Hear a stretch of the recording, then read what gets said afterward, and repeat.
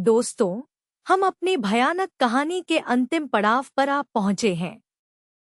पिछले भाग में रोहित को कमरा नंबर 666 का खौफनाक सच पता चला था।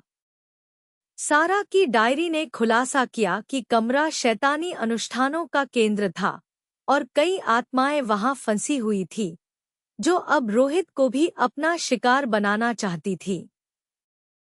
जब उन डरावनी परछाइयों ने रोहित को घेरा, तो उसके पास भागने का कोई रास्ता नहीं था।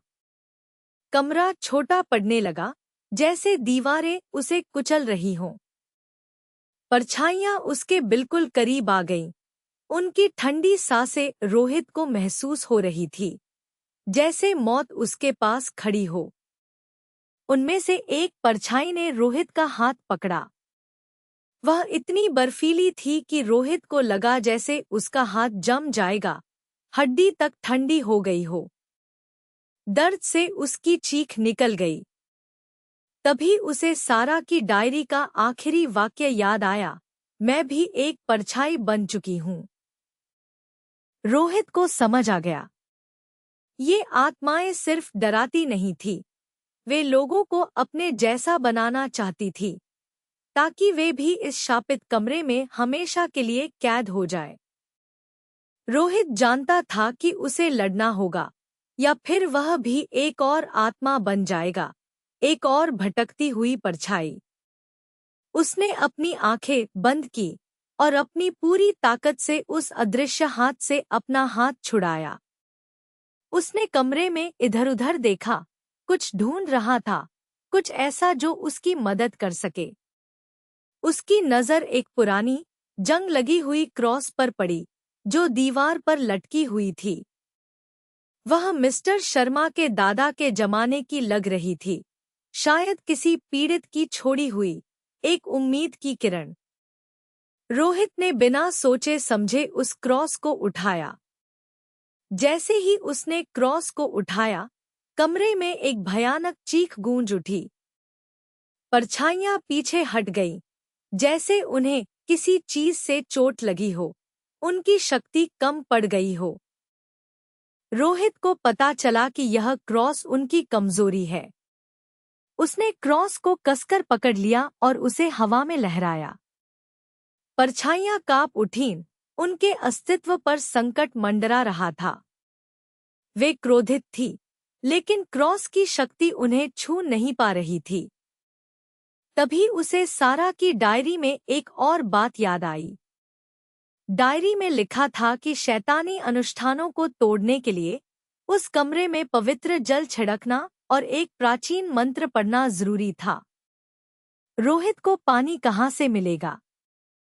उसकी नज़र बाथरूम की तरफ गई। उसने हिम्मत की और बाथरूम में घुस गया। नल से ठंडा पानी बह रहा था। उसने अपने दोनों हाथों में पानी भरा और कमरे में वापस आया। परछाइयां फिर से उस पर हमला करने को तैयार थीं। उनकी आंखें आग उगल रही थीं। रोहित ने आंखें बंद की, क्रॉस को अपने दिल से लगाया और पानी को कमरे के चारों ओर छिड़कना शुरू कर दिया।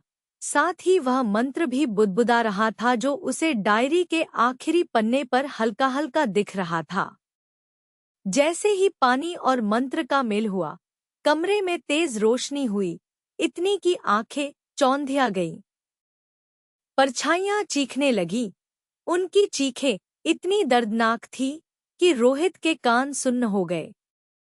वे एक एक करके गायब होने लगीं, जैसे वे हवा में घुल रही हों, धुएं की तरह। कमरा रोशनी से भर गया, जैसे सारी नकारात्मकता खत्म हो गई हो। जब रोशनी कम हुई, तो कमरा बिल्कुल शांत था। कोई परछाई नहीं, कोई ठंडक नहीं, सिर्फ शांति थी, एक गहरी, पवित्र शांति। रोहित हांफते हुए जमीन पर गिर पड़ा। वह बच गया था। उसने उस शाप को तोड़ दिया था। वह तुरंत कमरे से बाहर निकला और होटल से बाहर भागा। मिस्टर शर्मा कहीं नहीं थे, गायब हो चुके थे। होटल अब पहले से भी ज्यादा वीरान लग रहा था, एक खाली, भूतों के साये से मुक्त पिंजरा। रोहित ने कभी मुड़कर नहीं देखा। उसने उस होटल के बारे में कभी रिपोर्ट नहीं लिखी, लेकिन उस रात की कहानी उसे हमेशा याद रही, एक भयानक सपने की तरह। माना जाता है कि उस रात के बाद होटल हमेशा के लिए बंद हो गया। कमरा नंबर 666 अब सिर्फ एक खामोश कमरा नहीं, बल्कि एक मुक्ति पा चुकी आत्माओं का निवास है। लेकिन क्या सच में सारी आत्माएं मुक्त हो गईं?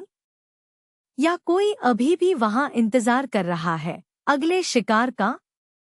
यह सवाल आज भी अनुत्तरित है।